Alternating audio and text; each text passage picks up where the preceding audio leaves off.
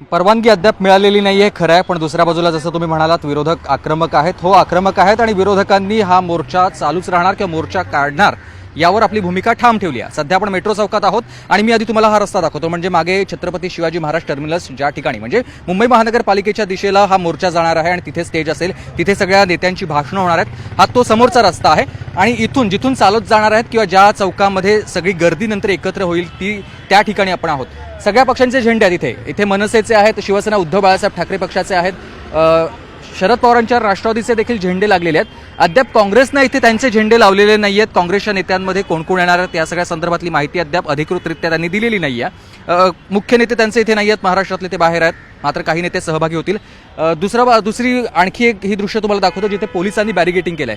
पोलिसांनी हे सगळे रस्ते आता या ठिकाणी बंद करायला सुरुवात केली आहे. म्हणजे मुंबई महानगरपालिकेच्या दिशेनं जाणारा हा रस्ता आहे, सीपी ऑफिस समोर आहे आणि सीपी ऑफिसकडून येणारा हा रस्ता किंवा अगदी गिरगावातून येणारा रस्ता आहे तो इथे पोलिसांनी पूर्णपणे बंद केला आहे. म्हणजे इथून आता कोणतंही वाहन पुढे जाणार नाहीये.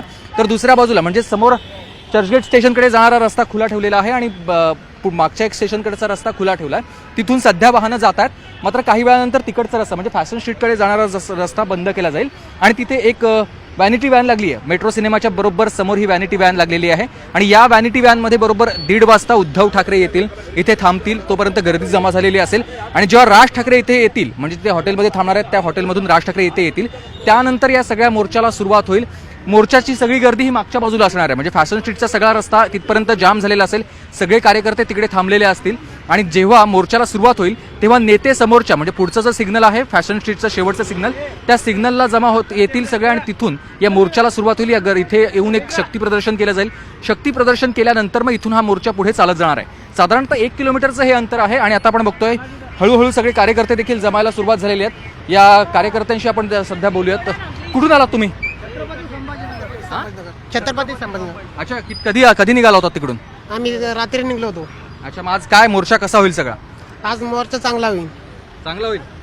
बरं, नेहमीप्रमाणे तुम्ही आलेले आहात, काही तुमचा काम हे असेल म्हणजे कार्यक्रम असेल शिवसेनेचा तर तुम्ही सगळे येत असता. आज परत मोर्चासाठी आलेला आहात, तुमच्या स्वतःच्या बाईकवर आलेला आहात. माझं नाव आहे मोहन साहेबराव यादव.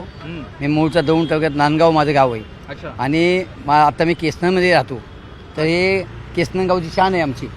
नेहमी बाळासाहेबांचं जिथं काही सभा असेल, जसे बाळासाहेब भेटलेत मला तर साहेबांना स्वतः सांगितलं होतं की जिथं तुमची सभा असेल उद्धवसाहेबांची राजसाहेबांची तिथं मी असणार. आणि आता हे यांनी जी सत्तेचा मोर्चा काढला आहे तर आज आम्हाला वाटतंय ह्या सत्तेचा विजय झाला होणारच. हां, जरी आम्हाला सांगितलं परवानगी नाही, पण ठाकरेंना परवानगी लागत नाही हे आम्हाला माहिती आहे, फक्त कोणाला माहीत नाही. हां, त्याच्यामुळे मोर्चा निघणारच.